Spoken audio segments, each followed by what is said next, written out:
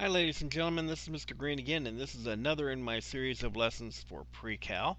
Where are we? We are working on Unit 5. Now, just remember, 28 days, I close things off, they disappear. You need to make certain you get them taken care of before that 28 days, or else you won't get a grade for them. Zeros really hurt your grade. So, moving forward, we are talking about conics, okay? That's where we took that line, we rotated it around another line, and we get a cone. Well, a couple of cones, or a couple of napes, however you want to look at them. And we're slicing those cones up and looking at the shapes they form. One of those four shapes right there. Well, we started with the circle, and I did that one last time, okay? There's the equations that we came up with. Now we're going to look at an ellipse. Ellipse, okay? An ellipse looks like a circle, but not really. It's kind of eggish shaped almost, but it's not. If you look at what's in the unit lesson, it's very good about describing it. But essentially, what you're going to do is you're going to take a point here and a point here, and you're going to hang a string from it like this, and it's just hanging there loosely. And then if you take your pencil and push on that string and use that to push around, what you'll get is an ellipse. It will draw out an ellipse. As a matter of fact, there's a couple of different applications out on the web that you can do that and show yourself what an ellipse looks like. So essentially we have 2 points here that we need to be concerned about. These are called foci. Okay, focuses. Okay, they're the focuses of our attention. There is a center sitting right here. Okay, and there's a distance from that foci to that point right there. There's also a distance from here up to the top where it'll maximize where the ellipse goes around. Okay, guess what? A squared, b squared, c squared. We're going to be using the Pythagorean theorem to do all this. Yes, that's where it all comes from. You go through the lesson, you will get a couple things. One thing is, this is the equation for an ellipse. Notice the h and the k. Those are still the center of the circle. Okay, going back to my previous diagram here. That point right there, that's the center. Found that one. Okay, see this number right down? Wrong way. This number right here, this a squared, well, that is one of these directions, right? That is this one, A. B, here, A, B. And we can find that distance there, C.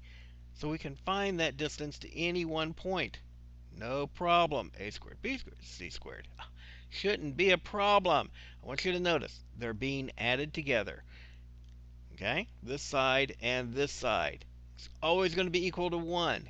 These are some interesting ways of looking at this so that you can keep track of what this formula looks like.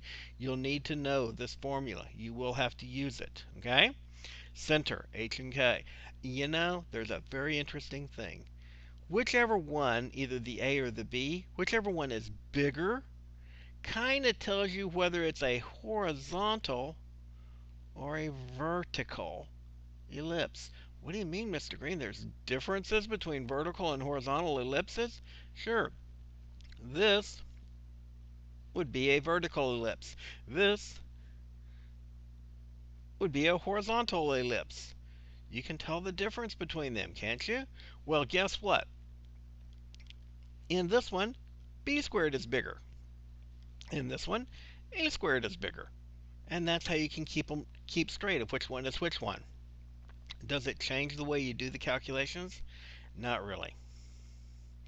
A and B are just the radiuses. Remember, the circle is just a specialized ellipse, and A and B are where A and B are equal. So if a squared equals b squared, you've got a circle. Why? Because then you could multiply through by that value, and you would have the radius sitting over here. So basically, an ellipse and a circle are pretty much the same thing. It's just a little bit more complicated formula for it. Okay? So there's what we're looking at. Circle with a radius. There's an ellipse. Okay? You've got from the center to B. You've got from the center to A. That is the distances we're talking about. That's where we get that a squared, b squared, and c squared. Yes, the distance from here to there. Okay? So you can find that distance too. Now, your vertices, the places that we call where the vertices are located, will always be at h plus or minus k, plus or minus a. And this is a squared, so it's h plus or minus a. And your foci are always going to be at h plus or minus k plus or minus c. Well, what's the a squared? B squared equals c squared. You can find that c. Okay? That's where your foci will be located. That's where your vertices will be located. It's really an easy way of finding these values. Okay?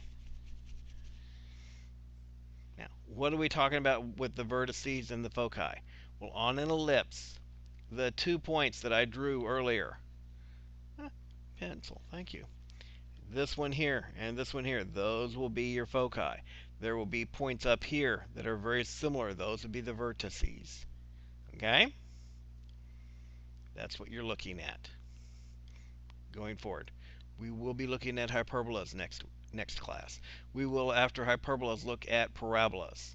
So we will cover those too. In the meantime, it's just a matter of going through and remembering these formulas for an ellipse. If you have problems, feel free to come to my Class Connect. Feel free to come to Toga. We can work through any of the problems that you might have problems with. Remember, plus signs. You're minusing the h and the k, which are the center. You're adding these together. A, b, a squared, b squared. If they're equal, it's a circle. If whichever one is bigger, it's telling you whether it's a vertical one or a horizontal one. Okay? Got it? Obviously, a squared bigger, that's under the x's. That's a horizontal one. B squared bigger, it's under the y's. That's a vertical one.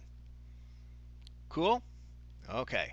Having said all that, don't forget, make certain you tell me that you're in pre-cal when you send me messages, and I will look for you next time.